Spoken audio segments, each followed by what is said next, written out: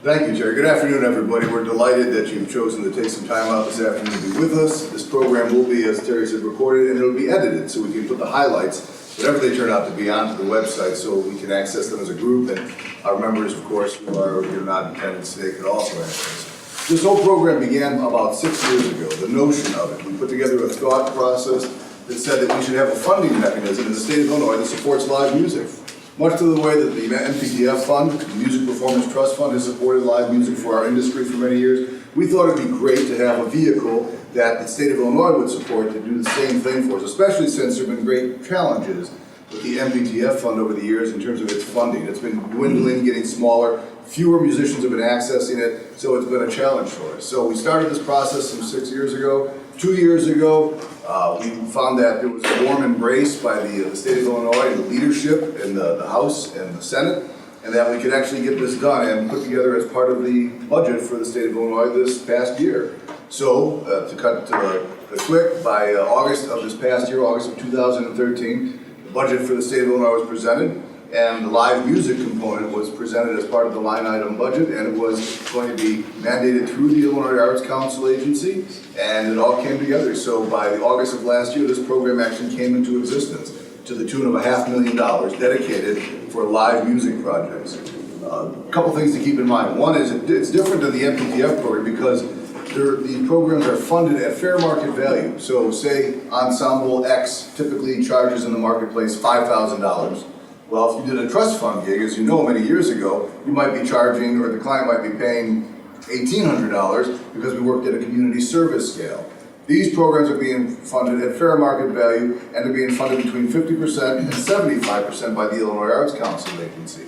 So, but when you go online, you put your proposal together, it's all based on what your typical wage would be for your ensemble and for your performance. Also, the trust funds used to be mandated that you couldn't charge for admission to those performances. These are different. They actually encourage admission fees because they want to see money generated from the fact that these funds are out in the marketplace. So it's win-win-win for three different people: the presenter, the performers, and the audience who's actually able to enjoy the performance. So we're really excited that this program now exists. Our challenge is to get all of you the information, help you find opportunities out there, and then to use the funds that have been allocated by May 31st. The performances don't have to occur by May 31st, but the funds have to be allocated by then, because the General Assembly is in session starting now, and then we'll be looking for more funding to try and grow this program, hopefully double the amount of funding we get. And Tatiana's been super, as is Walter, and everybody at the Illinois Arts Council, and the chairman of the Illinois Arts Council agency is Shirley Madigan, and she's been wonderful too. She really put her arms around this. She invited myself and Gary Matz onto the board of the agency, which we've been serving on now for about 6 months, for our first 4-year term each. And so we can help to usher these projects to the agency, help to vet them, help to secure whatever you need too from it. So it's a very exciting proposition. It's a great program, and the funds are out there ready to be accessed by all of us. So what you need to do is, to access the funds, go online to the Illinois Arts Council website. It's a very user-friendly website, and Tatiana and Walter will tell you more about this in depth. But basically, I'll give you the overcap of that. As you go onto the website, find yourself a nonprofit partner. Okay, find a church, a park district, a community center, a school, somebody who has 501c3 nonprofit status, because they're the ones who actually have to petition for the funds.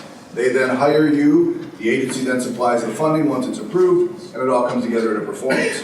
So it's important to find yourself a good partner, and Terry's gone to great lengths of listing various people who are out in the marketplace that are available to help present these concerts. The website for the Chicago Federation of Musicians now has extensive lists on them of people who are eligible to finance the program. So they would ultimately be the ones who go online, fill out the grant request, and then it all comes together very quickly and very easily. It's a pretty simple process when it all boils down.